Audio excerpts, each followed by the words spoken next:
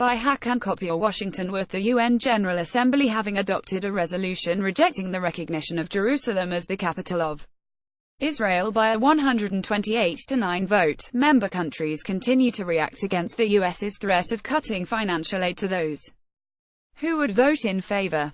The permanent representatives of Pakistan, Indonesia, Bangladesh, Cuba, Venezuela as well as Malaysia described the U.S. decision on Jerusalem as unacceptable, while other representatives noted the U.S. was trying to buy off member states' votes. Turkey's Foreign Minister Mevlut Cavusoglu's remarks just before the vote received strong support at the General Assembly. Cavusoglu called the U.S. threats to cut development aids unacceptable and immoral. It is immoral to think that the votes of member states could be bought. We will not be intimidated. You can be strong, but this doesn't make you right, the Turkish Foreign Minister said. Venezuela's permanent representative at the UN Samuel Moncada called on the U.S. to put an end to its provocations at the UN. The world is not for sale, he retorted. Rest of the world is laughing at us. The vote at the General Assembly received considerable coverage from U.S. media outlets. The New York Times, for example, used the following heading for its coverage of the vote: defying Trump, UN General Assembly condemns U.S. decree on Jerusalem.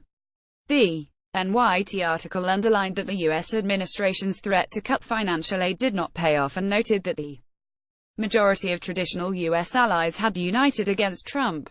An article titled UN resoundingly rejects U.S. decision on Jerusalem in pointed rebuke, which the Washington Post ran, also drew attention to the threats hurled by Trump and Nikki Haley, the U.S. permanent representative at the UN. A number of notable U.S. figures also voiced their criticisms of the official U.S. stance on the Jerusalem vote. John Brennan, the former CIA director, said in his Twitter account Trump admin threat to retaliate against nations that exercise sovereign right in UN to oppose U.S. position on Jerusalem is beyond outrageous. Shows Trump expects blind loyalty and subservience from everyone, qualities usually found in narcissistic, vengeful autocrats.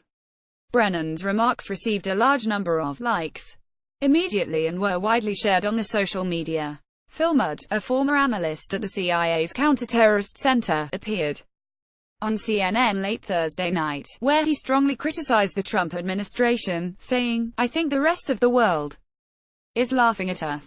128 countries said we're a bunch of idiots. Aside from the UN member states' reactions, representatives of American Muslim communities also directed their strong criticisms at the U.S. administration. Executive Director of the Council on American-Islamic Relations Kenny Hadouard issued a written statement, where he said the Trump administration received a diplomacy lesson at the UN General Assembly and a strong alliance against him had emerged in favor of the Palestinian cause. Hadouard said the threats to cut financial aids were a wrong step and stated they were glad to see it did not succeed.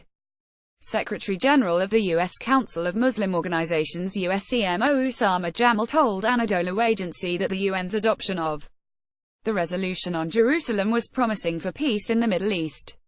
"We are also glad to see U.S. threats did not succeed. We hope that the U.S. revokes its decision and listens to what the rest of the world has to say," he added.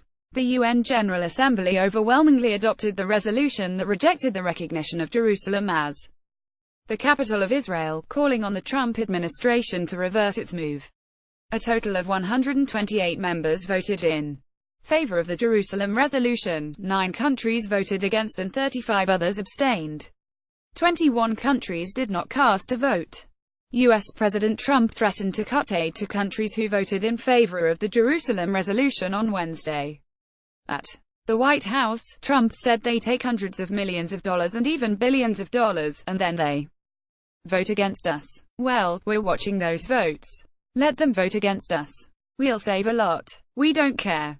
But this isn't like it used to be where they could vote against you and then you pay them hundreds of millions of dollars, he added. International law views the West Bank, including East Jerusalem, as occupied territory, and considers all Jewish settlements there to be illegal. Jerusalem remains at the heart of the Middle East conflict, with Palestinians hoping that East Jerusalem might eventually serve as the capital of an independent state.